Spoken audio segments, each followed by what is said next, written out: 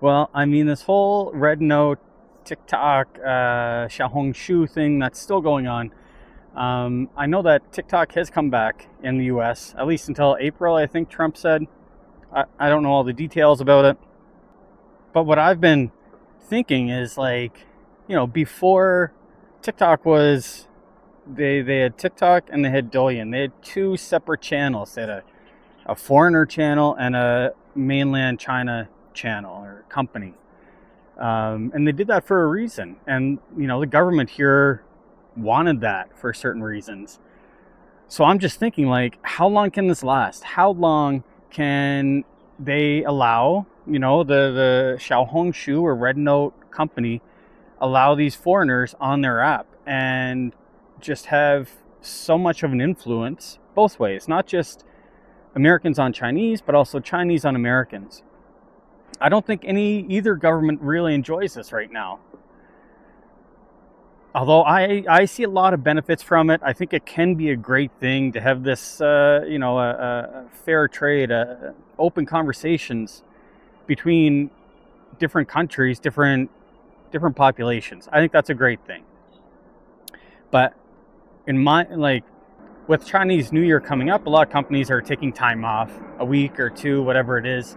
But I can see all the xiaohongshu, all the REDnote company, all the workers having to stay and not celebrate this Chinese New Year, because I'd imagine that their company is panicking with this transfer of information, transfer of knowledge between the two populations, that maybe both governments don't really want it.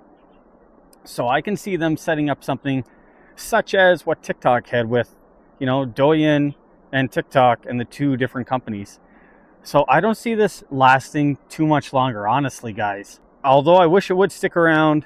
In my previous video, I said, is this just the honeymoon phase?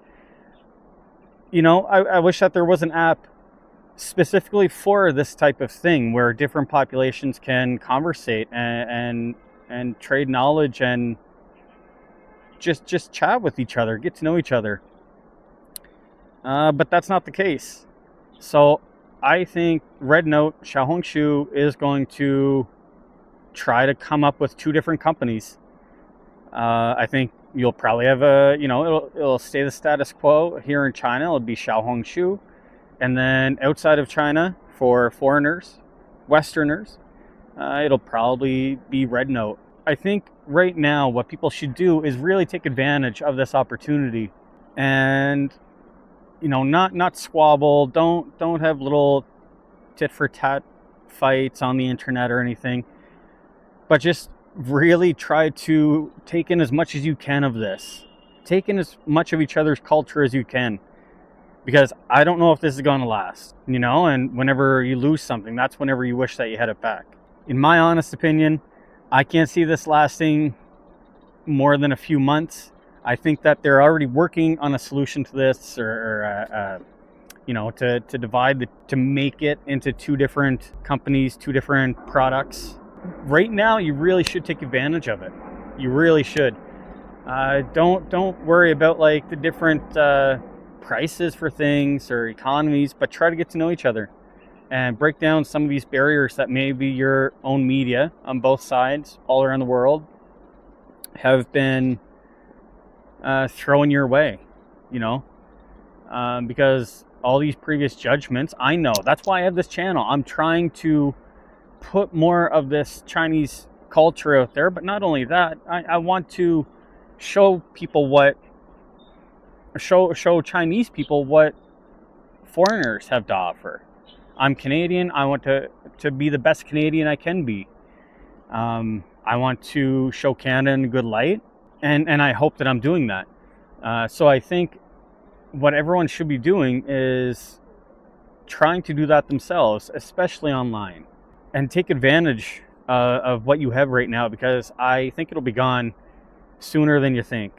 Now, if you guys are interested in seeing different culture here in China or seeing different places in China, I'm currently in Chongqing. I want to show more of the city. I want to show everything that has to offer. So please subscribe if you haven't already. I want to show what China has, not just in culture, but like I want to be fun with it, show different food varieties that they have, different things like that, that you won't see maybe outside of China. So if you like that type of thing, stay tuned. Please subscribe, like it, comment down below what you guys think, or your own thoughts on this whole xiaohongshu thing. If you think it'll last, if you think it's a good thing, if you think that there should be another app that opens up these barriers, these walls, do you think that should be developed? Or do you think it should stay the same way that it has been for years, where, you know, each side is cut off from each other? Tell me your thoughts. Also, if you do happen to be thinking about a trip to China, I do strongly suggest that you come to this city, come to Chongqing, and check out Chongqing Tours. They offer great tours, great food tours, city tours, tours out to the surrounding area. They'll help you with your itinerary here in the city. It's run by a foreigner for foreigners. So if you're interested in that type of thing, give them a look. It's chongqingtours.com.